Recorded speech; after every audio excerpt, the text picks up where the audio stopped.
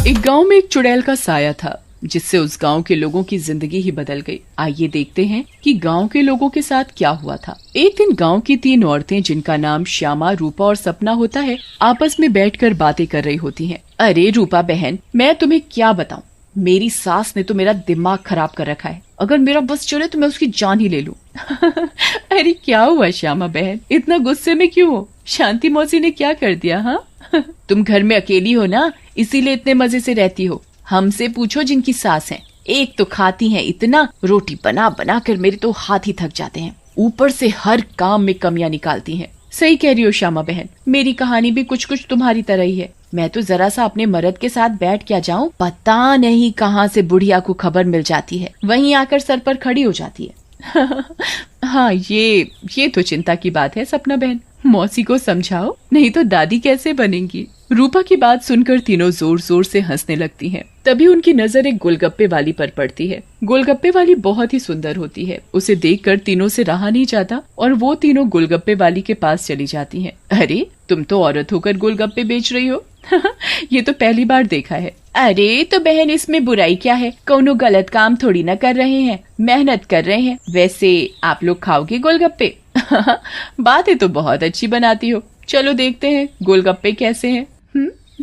उसके बाद श्यामा और सपना दोनों गोलगप्पे खाने लगती हैं और रूपा वहीं खड़ी हो जाती है। रूपा को ऐसे खड़े देख गोलगप्पे वाली बोलती है, अरे बहन, आप नहीं खा रही गोलगप्पे? क्या हुआ, कहीं आपको अपने फिगर खराब होने का डर लग रहा है क्या? अरे नहीं नहीं, ऐसी बात नहीं है, मैं बस बाहर का सामान कम खाती हूँ और कोई बात नहीं, इन दोनों को खाने दो। श्यामा और सपना गोलगप्पा खाने के बाद बोलती हैं, अरे वाह गोलगप्पे वाली, क्या गोलगप्पे हैं, मुंह से तो स्वाद ही नहीं जा रहा, मजा आ गया।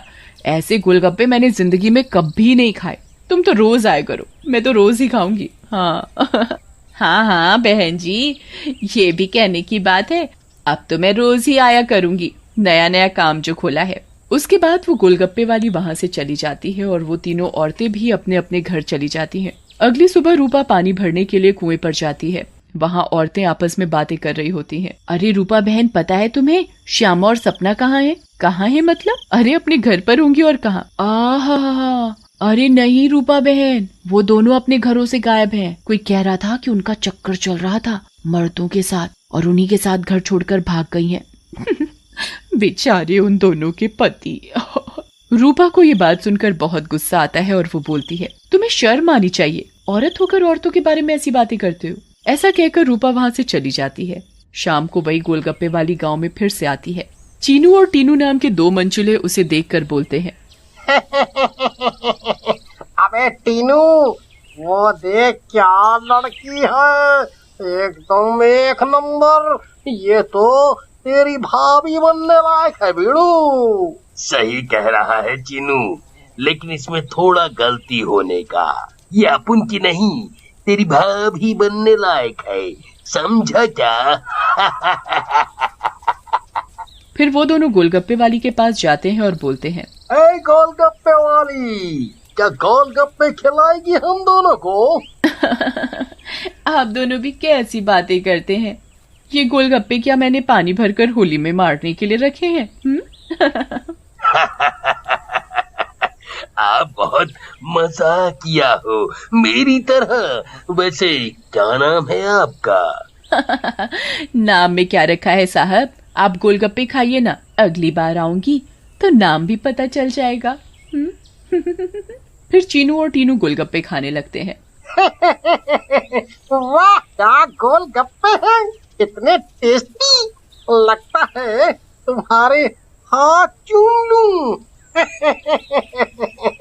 मजा आ गया, मजा। फिर टीनू और चीनू गोलगप्पे वाली के सारे गोलगप्पे खा जाते हैं। अरे आप दोनों तो बहुत सारे गोलगप्पे खा गए, कहीं आपका पेट ना खराब हो जाए। कुछ नहीं होगा हम दोनों को, हम दोनों का बॉडी एकदम स्टील के माफिक है। वैसे कल आएंगी आप यहाँ? लेकिन गोलगप्पे वाली कुछ नहीं बोलती और वहाँ से चली जाती है। रात में ज्यादा गोलगप्पे खाने की वजह से टीनू और चीनू के पेट में दर्द होता है। हाय रे, मर गया। अरे टीनू भाई, ये लड़की का चक्कर अपन दोनों के लिए भारी पड़ गया रे। बहुत तेज दर्द हो रहा है पेट में। सही बोल रहा है भाई, अपन के पेट में भी बहुत गुड़गुड़ गुड़गुड़ सा हो रहा है और टॉयलेट तो कई बार होकर आया। मर गया रे, फिर से आ गई। टीनू और चीनू दर्द के मारे पेट पकड़कर बैठे होते हैं। तभी वो गोलगप्पे वाली उनके पास आ जाती है और बोलती है, क्या हुआ मेरे आशिकों, ऐसे क्यों बैठे हो? पेट में दर्द हो रहा है क्या? तुम्हें पता था क्या मिलाया है तुमने इसमें, बताओ। लेकिन तभी गोलगप्पे वाली चुड़ैल के रूप में आ जाती है। उसे ऐसे देखकर टीनू और चीनू दोनों घबरा जाते हैं और भागने लगते हैं। ये क्या हो गया अपन लोगों के साथ? हम तो परी समझ रहे थे, ये तो चुड़ैल निकली। अब हम क्या करेंगे? भागो रे भागो, अपनी जान बचाकर भागो। अब हम क्या करेंगे? करेगी तो ये चुड़ैल, अगर हम यहाँ से नहीं भाग पाए, इसलिए भागो यहाँ से। लेकिन चुड़ैल उन दोनों को पकड़ लेती है और मार डालती है और वहाँ से चली जाती है। इसके बाद तो मानो ये रोज की बात हो जाती है। रोज वो चुड़ैल गोलगप्पे वाली बनकर आती और गोलगप्पे खिलाकर रात में लोगों को मार डालती। इन सब से गांव वाले बहुत परेशान हो जाते हैं और एक दिन पंचायत बिठाते हैं। पंचायत में रूपा भी जाती है। अरे भाइयों, गांव संकट में है, हम सबको मिलकर इस समस्या का समाधान निकालना पड़ेगा, नहीं तो एक एक करके पूरा गांव ही खाली हो जाएगा। तभी रूपा का पति दीनू बोलता है, लेकिन सरपंच जी, हमें तो कुछ पता नहीं है कि ये सब कौन कर रहा है, या लोग अपने आप घर छोड़कर जा रहे हैं। सही कह रहे हो दीनू बेटा, लेकिन हम ऐसे शांत तो नहीं बैठ सकते और अपने गांव वालों को जाने नहीं दे सकते। हमें कुछ तो करना ही होगा। हाँ। फिर पंचायत में कोई भी फैसला न निकलने पर सभी गांव वाले अपने अपने घर चले जाते हैं। उसी दिन दोपहर में चुड़ैल फिर से गोलगप्पे वाली का भेष बदलकर गांव में आती है। रूपा उसके पास जाती है और बोलती है, अरे गोलगप्पे वाली, जरा गोलगप्पे खिला दे, सुबह से मन खराब हो रहा है, शायद चटपटा खाने से ठीक हो जाए। लेकिन तभी उसकी नजर गोलगप्पे वाली के पैरों पर पड़ती है। गोलगप्पे वाली के पैर उल्टे होते हैं। रूपा ये देखकर समझ जाती है कि हो न हो ये इसी का किया धरा है। रूपा सब समझने के बावजूद गोलगप्पे खाने लगती है और खाकर वहाँ से चली जाती है और दीनू के घर में जाकर सारी बात बताती है, जिसे सुनकर दीनू बोलता है, तुम पागल हो गई हो क्या रूपा? अगर उस गोलगप्पे वाली पर तुम्हें शक था तो तुमने गोलगप्पे क्यों खाए और अपनी जान जोखिम में क्यों डाली? मैंने अपनी जान जोखिम में नहीं डाली। तुमने एक बात पर ध्यान नहीं दिया, गांव में जितनी भी लाशें मिली हैं वो सिर्फ आदमियों की हैं, एक भी औरत की नहीं है। इसका मतलब ये है कि ये चुड़ैल अभी सिर्फ आदमियों को मार रही है। लेकिन रूपा, फिर भी औरतें तो गायब हो रही हैं और वो चुड़ैल निकली तो तुम उसका मुकाबला कैसे करोगी? हम औरतों में बड़ी शक्ति होती है, हम अगर अपनी पर आ जाएं तो किसी को भी अपने बस में कर लें। ये तो एक चुड़ैल है, इसे मैं देख लूंगी।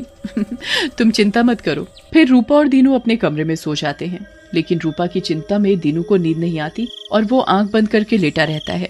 रात में चुड़ैल उन दोनों के कमरे में आती है और रूपा को यूं आराम से सोते हुए देखकर हैरान रह जाती है। ये औरत तो वाकई बहुत निडर है, क्या मत सो रही है, लेकिन आज के बाद डरेगी।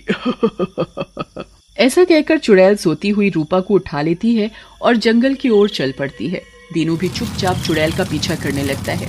चुड़ैल एक गुफा के सामने पहुंचकर रुक जाती है और गुफा को खोलती है। खुल जा सिमसिम। गुफा का दरवाजा खुल जाता है और चुड़ैल अंदर चली जाती है। दीनू भी चुपके से उनके पीछे पीछे अंदर चला जाता है। अंदर जाकर चुड़ैल रूपा को एक अंधेरे कमरे में ले जाती है और रोशनी करती है। जैसे ही वहाँ रोशनी होती है, गांव की बाकी औरतें भी रूपा को दिखाई देती हैं। श्यामा और सपना भी वहाँ होती है। अरे चुड़ैल, ये सब क्या है? गांव की औरतें, तुम ये क्या कर रही हो?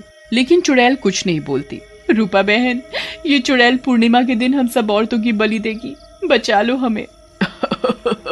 ये बचाएगी तुम्हें। इसकी जान तो खुद खतरे में है। तभी वहाँ दीनू आ जाता है और बोलता है, रूपा की नहीं चुड़ैल, बल्कि तू खतरे में है। दीनू सब औरतों को जलती मशाल दे देता है। चुड़ैल, तूने हमको और गांव वालों को बहुत परेशान किया है, गोलगप्पों की कसम तुझे छोड़ेंगे नहीं। ऐसा कहकर औरतें चुड़ैल के ऊपर मशाल डाल देती हैं और चुड़ैल जलने लगती है। मुझे जाने दो, छोड़ दो। लेकिन चुड़ैल थोड़ी ही देर में जलकर भस्म हो जाती है।